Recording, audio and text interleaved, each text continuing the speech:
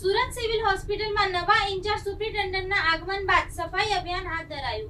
તબીબો અને સ્ટાફની ભાગીદારીથી હોસ્પિટલ સ્વચ્છતા અને વ્યવસ્થામાં નોંધપાત્ર સુધારો જોવા મળ્યો.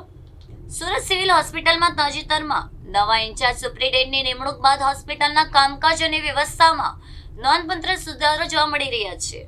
તેમના આગમન બાદ હોસ્પિટલમાં શિસ્ત અને વ્યવસ્થાને વધુ મજબૂત બનાવવા પર વિશેષ ધ્યાન આપવામાં આવ્યું છે. આ ક્રમમાં હોસ્પિટલ પરિસરને સ્વચ્છ અને સ્વસ્થ રાખવા માટે વિશાળ સફાઈ અભિયાનનું આયોજન કરવામાં આવ્યું હતું. સફાઈ અભિયાન દરમિયાન હોસ્પિટલના વિવિધ વિભાગો અને પરિસરને સંપૂર્ણ રીતે સાફ કરવામાં આવ્યો હતો. તબીબો, નર્સિંગ સ્ટાફ અને અન્ય કર્મચારીઓએ આ અભિયાનમાં ઉત્સાહપૂર્વક ભાગ લીધો હતો. દરેક વિભાગમાં સ્વચ્છતા જાળવવા માટે ખાસ ટીમો બનાવવામાં આવી હતી. દર્દીઓને તેમના પરિવારજનોને સ્વચ્છ અને આરોગ્યપ્રદ વાતાવરણ મળી રહે તે માટે વિશેષ પ્રયત્નો કરવામાં આવ્યા હતા. હોસ્પિટલમાં કચરાના યોગ્ય નિકાલની વ્યવસ્થા પણ વધુ મજબૂત બનાવવામાં આવી છે. નવા ઇન્ચાર્જ સુપ્રિન્ટેન્ડન્ટ દ્વારા નિયમિત સફાઈ અને મોનિટરિંગ પર ભાર મૂકવામાં આવ્યો છે. સ્ટાફને સ્વચ્છતા અંગે જરૂરી માર્ગદર્શન પણ આપવામાં આવ્યું હતું. આ અભિયાનથી હોસ્પિટલની છબીમાં પણ સકારાત્મક ફેરફાર જોવા મળી રહ્યો છે.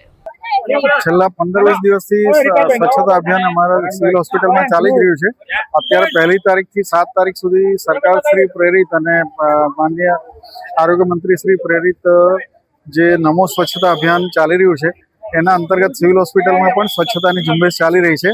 આજ રોજ અમે સ્ટાફ મેમ્બરો, એમાં ડૉક્ટરોથી લઈને ક્લાસ 4 થી લઈને ક્લાસ 1 સુધીના તમામ કર્મચારી અધિકારીગણ તરફથી એક શ્રમદાન નો કાર્યક્રમ યોજ્યો છે, જેમાં બધા જ લોકો સ્વચ્છતાનું કામગીરી કરી રહ્યા છે અને લોકોને એ મેસેજ આપવા માંગીએ છીએ કે સ્વચ્છતા એ ફક્ત વર્ગ 4ની જ કામગીરી છે એવું નથી. તમામ અધિકારીઓથી લઈને સ્ટાફને પણ જ્યાં જ્યાં ગંદકી કે કચરો દેખાય તો એને સ્વચ્છતામાં કંઈક ને કંઈક એને યોગદાન આપવાની જરૂર છે, એ મેસેજ આપવા માંગીએ છીએ.